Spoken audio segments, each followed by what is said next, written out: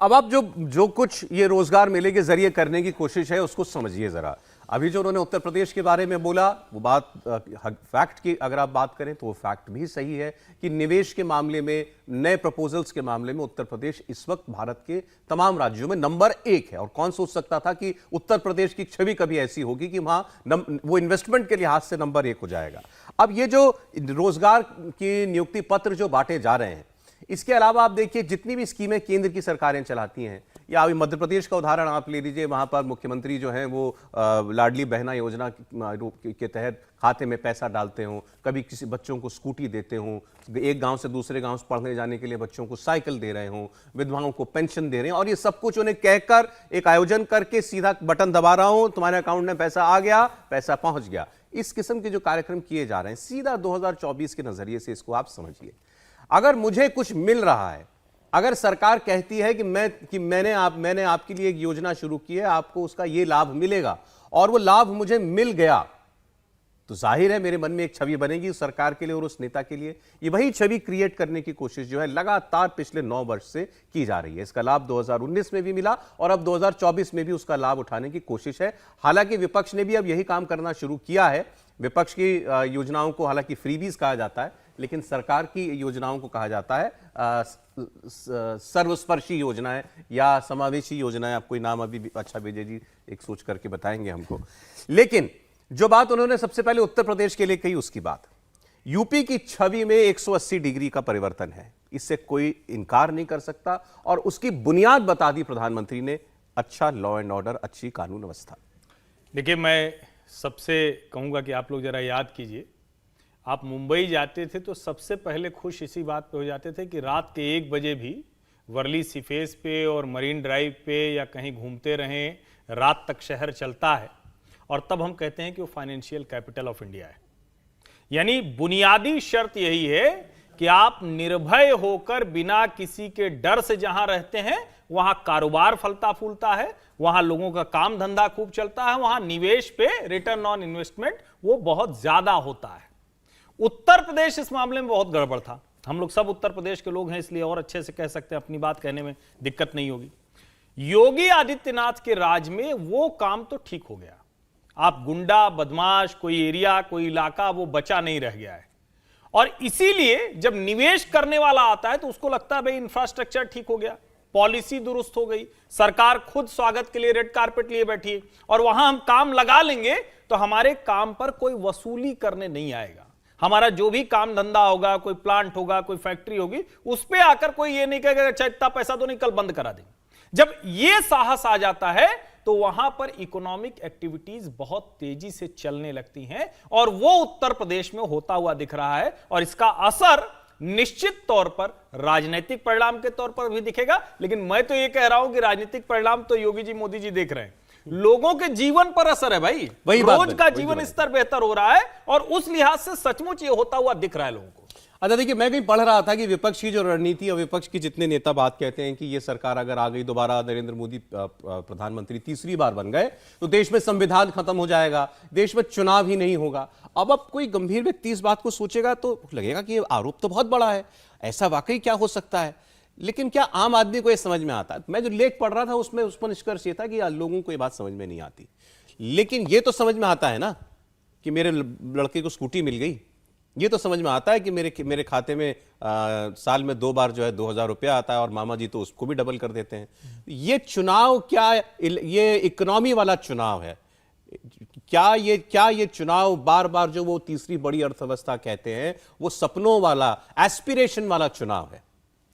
देखिए, जैसे ही आप तीसरी अर्थव्यवस्था आप कहते हैं, 5वीं अर्थव्यवस्था है हमारी, और उसके परिणाम आपको देखने को मिल रहे हैं। जिस प्रकार से आपका जीएसटी कलेक्शन आपका होता है, आप बड़ी बड़ी योजनाओं को आप लाभार्थियों तक ले जा रहे हैं, इंफ्रास्ट्रक्चर डेवलपमेंट आप बड़े बड़े कर रहे हैं, आप बड़े बड़े डिफेंस के प्रोजेक्ट्स कर रहे हैं। आप कभी सोच सकते थे कि एक साथ हम 50-50 सबमरीन बनाने की दिशा में हम एक साथ जाएं? ऐसा हम कभी ये सोच नहीं सकते। तो ये इसका असर तो पड़ता है। दूसरी बात, ये इसमें तो कोई दो राय नहीं है कि नरेंद्र मोदी की सरकार ने जनधन योजना के साथ साथ जो समाज के पिछड़े तबके थे उन तबकों के लिए जितना काम किया है, चाहे वो शौचालय की व्यवस्था हो, चाहे वो मकान की व्यवस्था हो। आप सोच सकते हैं कि मेरे घर में काम करने वाली मेड, उसे गांव से फोन आता है कि आपका आपके नाम से घर अलॉट हुआ है। वो यहाँ रहती है, एकमात्र एप्लीकेशन दिया हुआ था, इससे ज़्यादा कुछ नहीं था। उसको यहाँ फोन आता है और वो 2 महीना जाकर के घर में रह करके वहाँ अपना मकान पके। और ऐसे अनेक उदाहरण है, और ऐसा कोई एक नहीं है, कहीं ना कहीं हुआ होगा। उसका मकान है, नल जल की व्यवस्था है, घर तक आपको जल पहुंच रहा है।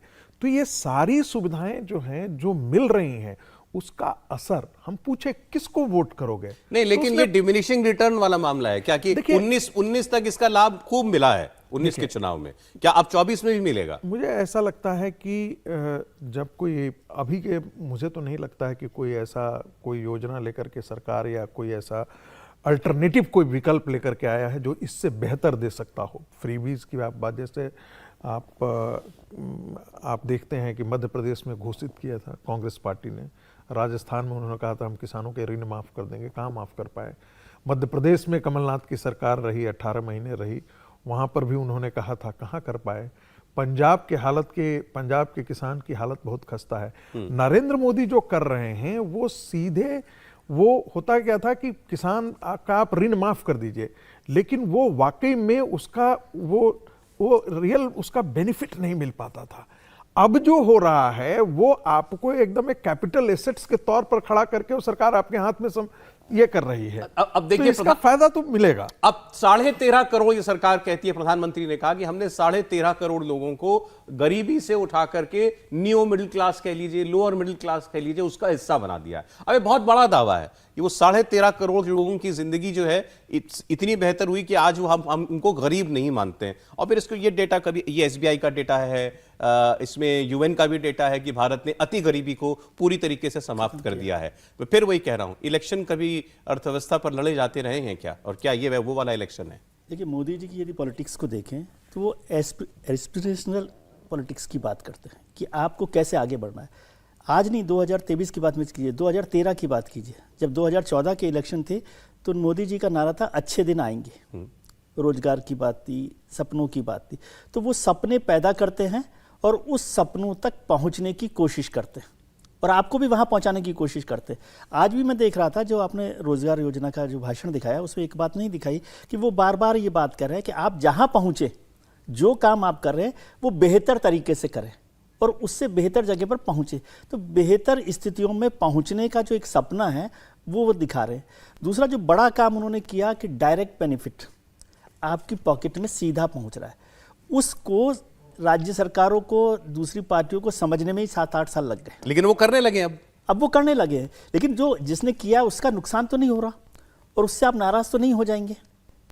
जो प्रधानमंत्री की योजना हो, स्वरोजगार की योजना हो, या रागी जी ने जैसे कहा PM आवास योजना हो, और वो योजनाओं की पैकेजिंग भी बेहतर तरीके से करते हैं। आवास योजना की, लेकिन उन्होंने उसको महिलाओं के साथ जोड़ दिया। बिल्कुल, रजिस्ट्री तो महिलाओं के नाम आदि रजिस्ट्री। उज्ज्वला योजना का महिलाओं के साथ काम हुआ। शौचालय को उन्होंने इज्जत घर नाम देकर एक नया पैकेजिंग किया।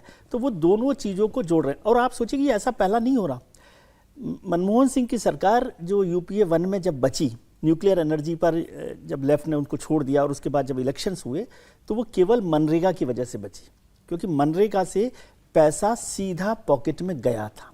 और यहाँ तो इस सरकार ने पिछले 9 साल में इतनी योजनाएं खड़ी की हैं जिससे कोई भी बंदा हो, कोई भी व्यक्ति हो, किसी भी समाज का, किसी भी समूह का, उसके पास पहुंचा है। वो किसान समृद्धि योजना हो, वो पेंशन योजना हो, वो PM आवास योजना हो, वो उज्ज्वला योजना हो, तमाम तरह की योजनाओं के साथ साथ उन्होंने किया। 2 बातें की ना, एक तीसरी अर्थव्यवस्था वो करते हैं। तो तीसरी अर्थव्यवस्था BPL के लिए नहीं है, तीसरी अर्थव्यवस्था उन लोगों के लिए है जो इस देश को आगे बढ़ाने में मदद कर सकते हैं इंडस्ट्रियल और इकोनॉमी के तौर पर।